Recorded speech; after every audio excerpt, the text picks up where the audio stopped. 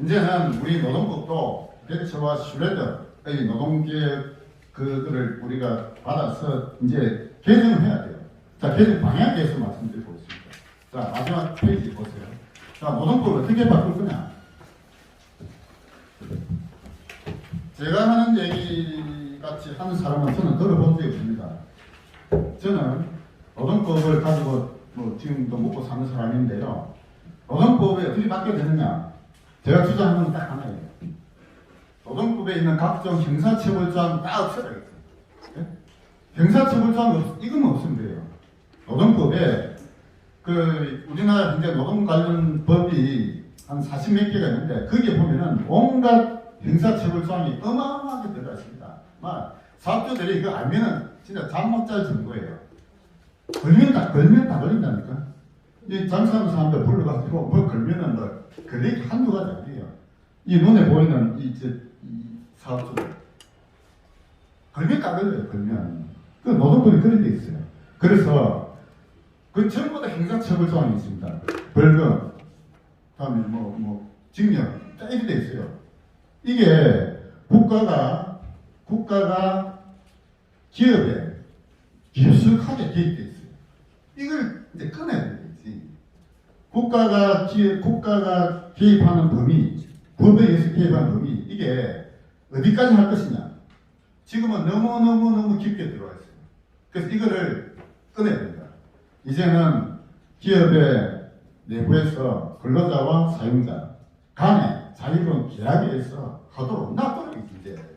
예? 과거에 공장의 산업혁명 초기에는 정말로 인간 같지 못한 환경 하에서 진짜 아주 열악한 환경이 하다 보니까 그랬는데, 그래서 법이 필요했는데 지금은 그런 세상이 이미 아니에요. 제가 겪어본 사용자 중에 근로자를 피해놓고 착취해야 되겠다 이런 마음 먹은 사람은 한 명도 만나본 적이 없습니다. 사용자는 다 어떤 마음이냐, 내와 유사한 다른 회사 때보다도 내가 하나라도 잘해주고 싶다는 마음을 다 가지고 있어요. 잘해줘야 좋은 근로자를 오랫동안 확보할 거 아닙니까? 일 잘하는 근로자 내보내고 싶은 사람 아무도 없다니까요. 근로자, 내가 월급 주는 근로자가 우리 회사에 와서 정말로 인간답게 살면서 우리 회사와 함께 성장하고 함께 노력하고 회사 키우자. 다 그런 마음들이에요. 그런데 거기에 노동법이 개입해가지고 당사자 간에는 아무 문제가 없는 거를 법이 개입해가지고 온갖 처벌조항이 지금 어마어마하게 들어있습니다. 노동법에. 이게 다 없어야 돼요. 그래서 법을 좋아하면은 안 되는 영역이 있잖아요. 전 대표적으로 어떤 영역이 있느냐. 첫째가 가정입니다. 가정에 법이 너무 개입하면 가정이 깨져요. 네? 부부와 부모 자식 간에 법대로 하자. 이거는 깨자는 얘기잖아요. 네? 부부나 가정생활에 법이 개입되면 안 돼요. 한계가 가지고 법은 가능한데 개입하지 말아야 돼요. 기업도 마찬가지입니다. 기업도 법이 개입하는 걸 이제 막자야지. 네? 이제는 막아도 되는 그런 시대가 됐어요. 그래서 이제는 노동법의 개정 방향이 어디로 가야 되느냐? 각종 형사처벌조항 다 없애줘야지. 싹 다. 네? 싹 다. 자, 그러면 세상이 갑자기 혼란스러워지나? 아닙니다. 당사자 간에 아주 자연스럽게 새로운 질서가 만들어질 거라고 저는 생각해요. 자, 그러면 형사처벌조항이 없어지면 어떻게 될까요? 노동부가 필요가 없어집니다. 노동부가 필요 없어져요. 이게 공무원을 줄이는 길이라 저는 그렇게 봅니다. 공무원이 우리나라에 얼마나 많아요. 예? 이 문재인 정부 들어서가지고 공무원이 어마어마하게 늘었잖아요. 공무원을 없애는 방법은 뭐냐? 형사처벌조항만 없애면 됩니다. 형사처벌조항이 뭐냐? 국가가 강제로 개입하는 거거든요. 그래서 방향을 이제 윤석열 정권이 들었기 때문에 이제 노동법도 이제 대체와 예의금 같이 이제는 노동법도 이제 꺾여져야 돼요. 노동 근로자의 권리가 확대되어가는 끊임없이 확대되어 왔거든요. 지금까지. 그걸 이제 꺾어지고 노동자의 권한도 축소시키는 방향으로 가야 되는데 그 방향이 뭐냐? 정부의 개입을 없애는 방향입니다. 정부 개입하지 말아야지. 형사처벌조항 없애야 됩니다. 형사처벌조항 없애도 얼마든지 평화로운 질서가 저는 만들어질 수 있다고 봅니다. 그래서 그것이 제가 주장하는 방향이에요. 저는 그 방향을 제 책에 썼습니다. 제가 책을 1년 전에 썼어요. 이 책이 제가 쓴 책입니다. 제목이 상식을 지배하라 이런 제목인데요. 상식을 지배하라 이 제목은 왜 그렇게 했냐면은 그 우리 윤석열 대통령이 뭐 상식을 중시하잖아요. 상식 좋은 말인데 잘못된 상식이 우리가 참고로 많다 이겁니다. 잘못된 상식. 네? 우리가 알고 있다고 하는 상식 중에서 잘못된 상식을 제가 이 책에서 10가지를 제시했습니다. 대부분은 우리 역사에 관한 상식입니다. 우리 역사.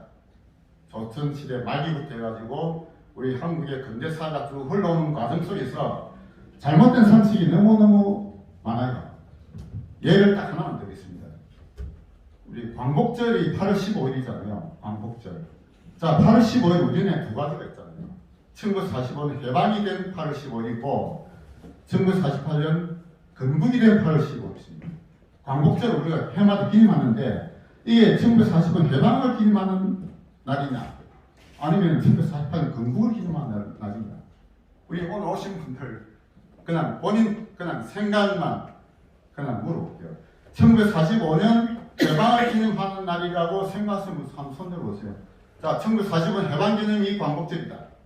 예, 자, 손 내리시고. 1948년 건국을 기념하는 날이다. 생각하시는 분. 자, 내리시고. 자, 이제 제가 그 전에 다른 모임에서 몇 번 그런 얘기 했기 때문에 그 말 들은 분 계세요 모르겠는데, 광복절은 원래 1948년 건국을 기념한 날이었어요. 원래. 예? 왜냐? 광복이라는 건 어떤 뜻이냐? 독립을 기념한, 광복이라는 다시 말해 독립입니다. 독립기념일이라고 보시면 돼요. 독립기념일. 그러니까 우리나라 독립운동사, 독립군들이 광복을 하자 하면 독립하자는 뜻이었거든요. 1945년 해방됐다고 해서 독립됐느냐? 아니에요. 3년간 미군정 시기를 거쳤잖아요. 3년 동안은 우리가 독립되지 않았습니다.